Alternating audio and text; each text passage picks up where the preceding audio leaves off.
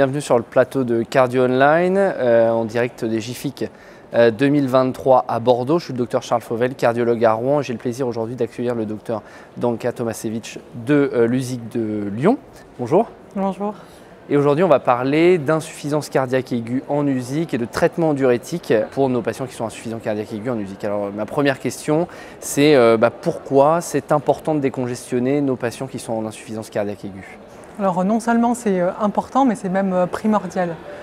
Pourquoi? Parce qu'on sait que dans les registres, une vingtaine de pourcents de patients sortent d'hospitalisation en ayant encore des signes congestifs.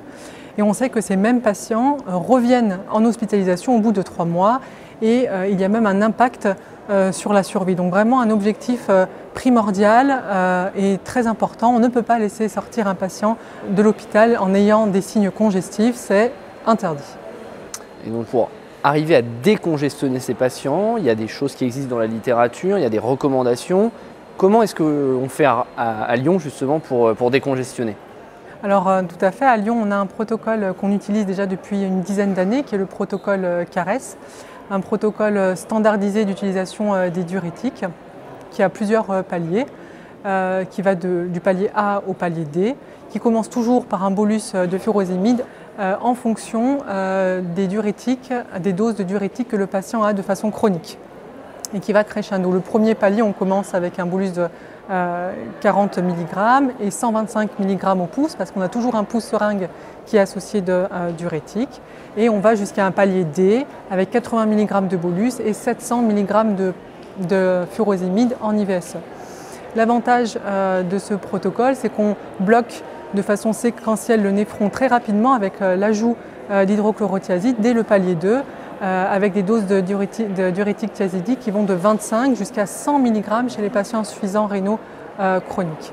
On a un objectif clair dans ce protocole, c'est obtenir une diurèse entre 3 litres et 5 litres au bout de 24 heures. Si on obtient cet objectif, alors on garde le niveau de CARES au même palier.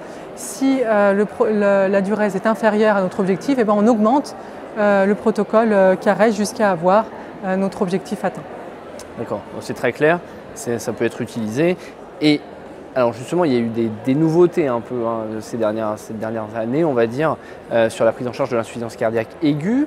Il y a notamment l'étude ADVOR qui a été présentée à l'ESC 2022 et puis cette année l'étude PUSH et HF. Est-ce que vous pouvez nous en dire un petit mot? Oui, donc ADVOR c'était l'étude qui s'intéressait à l'acétazolamide, le diurétique qui va agir sur le tube proximal du néphron.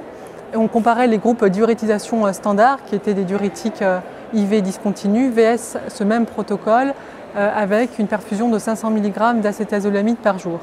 Alors il n'y a pas eu d'effet sur le critère principal de mortalité et de réhospitalisation.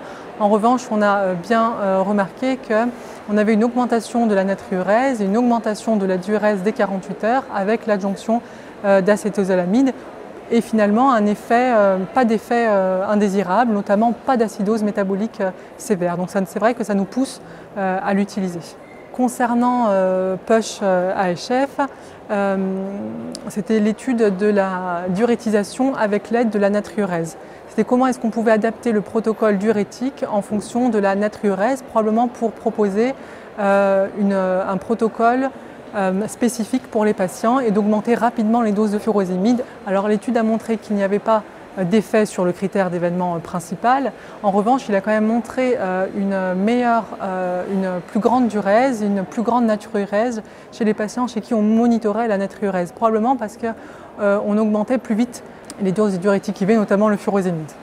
Une fois qu'on a instauré ce traitement avec plus ou moins un protocole, avec les nouveaux traitements qui existent comme l'acétazolamide par exemple, comment est-ce que l'on sait que le patient est vraiment bien décongestionné? Alors ça c'est toute la question, mais je pense qu'il faut rester simple et croiser des critères cliniques de congestion avec des critères échographiques et de la biologie. Typiquement, le patient cliniquement il doit avoir aucun signe d'insuffisance cardiaque, on ne doit pas tolérer des œdèmes des moelles inférieures, ni même des épanchements pleuraux, ni même une ascite.